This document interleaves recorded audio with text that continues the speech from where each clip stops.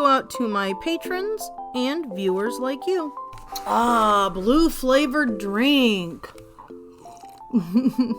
Greetings, groovy people. Welcome to Blue Dragon Art. I'm the self-proclaimed Blue Dragon. This video is going to be a twofold unboxing of a sequel novel from a friendly associate of mine.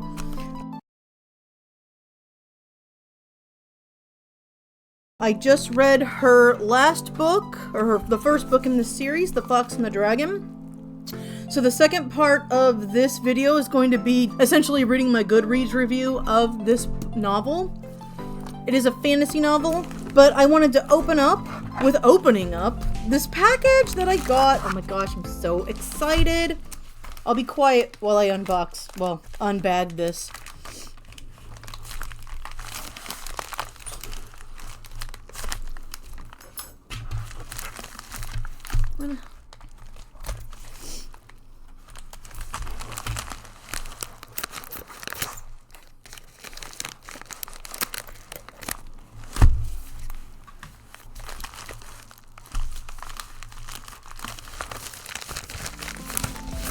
Is that how ASMR works, y'all?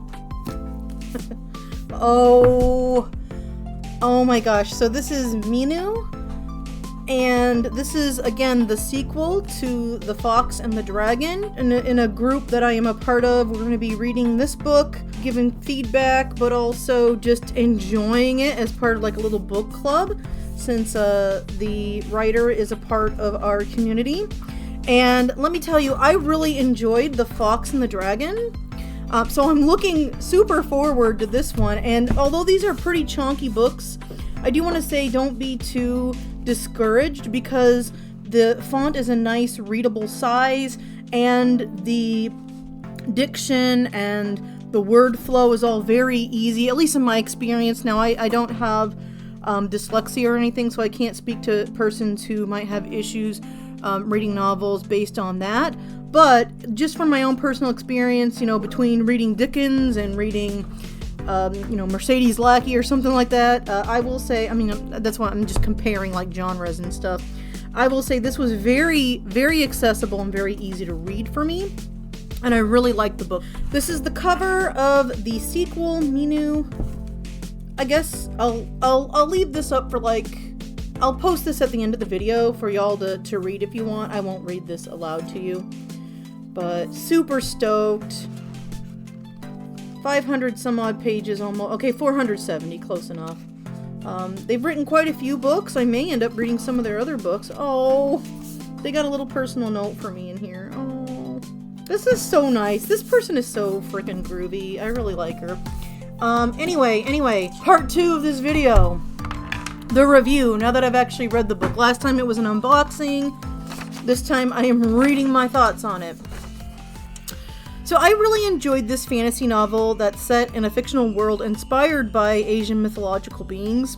The text reads very smoothly. It's very well written, and in spite of many action scenes and ethereal episodes, magical scenes, the woman in the book is trying to learn magic as well. I was able to follow and recreate the visuals very clearly in my mind. Sometimes when something's unclear in a book, I have to reread it a couple times, and that's not a big deal. Sometimes it's me having a mental block, but I actually didn't find that the case in this novel. Everything was very clear, very concise, yet it was very creatively illustrated as well. I read a lot of fantasy, or at least I have in the past, I should say. In more recent years, I've had a lot of trouble kind of finding stories that aren't full of overused tropes and cringy scenarios, the same old shit that I've read a billion times. I actually found this to be pretty refreshing for a change. The two protagonists are very likable, but they're also very realistic. Their relationship forms, in a sense, organically, the way that they start interacting with each other. Like, it's very rocky at first. When you read the book, you'll see what I'm talking about. But how their relationship grows, unfolds, I feel, in a very natural manner. You get to see the story from 2 points of view, both from the female protagonist, Shen, and also from the male protagonist, Kisho. It really helps flesh out their motivations. You get their inner dialogue, their own personal emotions that's unhindered by what they're actually verbally saying to one another. And in the process, you get to explore that natural progression of their relationship.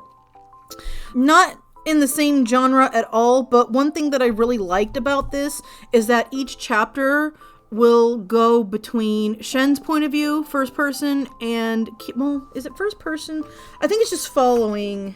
No, it's in third person, but we alternate from seeing the story from her point of view, told in third person, versus Kisho's point of view in third person.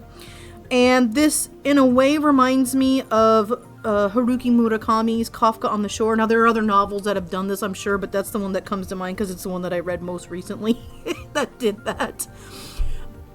So I liked how the chapters alternated between the two characters.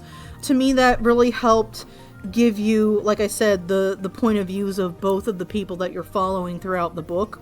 And to be honest, by very early on, I found myself rooting for these two in spite of their imperfections, which, another realistic thing is that both of these characters have flaws, and I really like that. I don't think that that's all that of a controversial comment. I think a lot of people like to have characters that have flaws because it makes them a lot more relatable.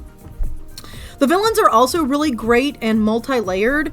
Characters aren't just black and white. Most of the antagonists actually have backstories that make sense and complement the darkness of the blight that this world is facing. So while you may empathize with what led most of the villains down the path that they end up at, you still feel like a lot of vehement for their actions and how, like even though you understand, you still are disgusted by some of the things these people are doing and what they've become, what they've let themselves become. And again, you see why they are the way they are, but it doesn't excuse some of the things that they're doing, and this is destroying their world, essentially.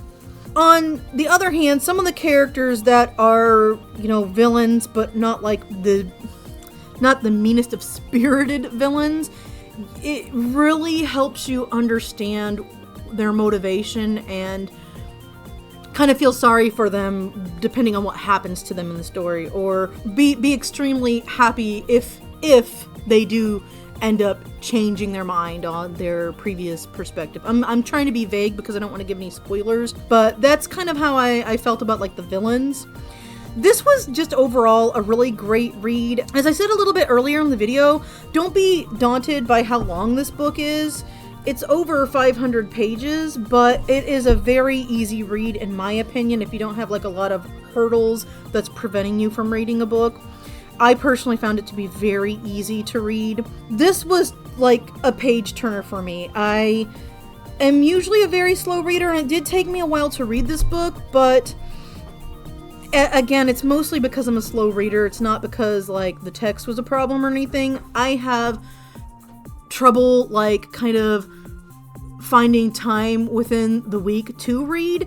So considering the active reading time, I actually read this very quickly, but it was spread out over a long period of time because I had to find time within my day, within my week to sit down and read.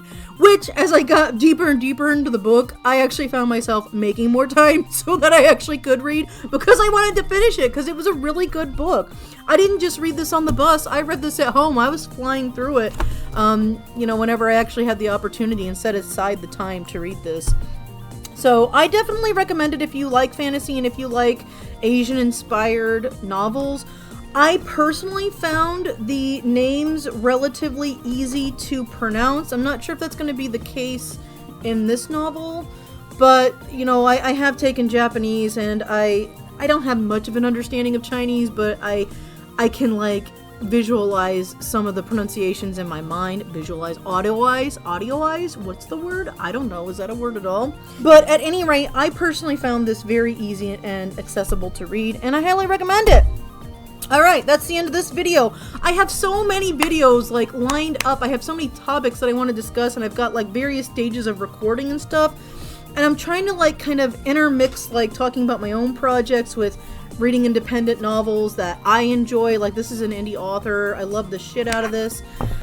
So there's so much to come, and I'm trying to kind of shake things up a bit, but I'm getting behind on all the stuff that I want to talk about, because I just have everything is just piling up.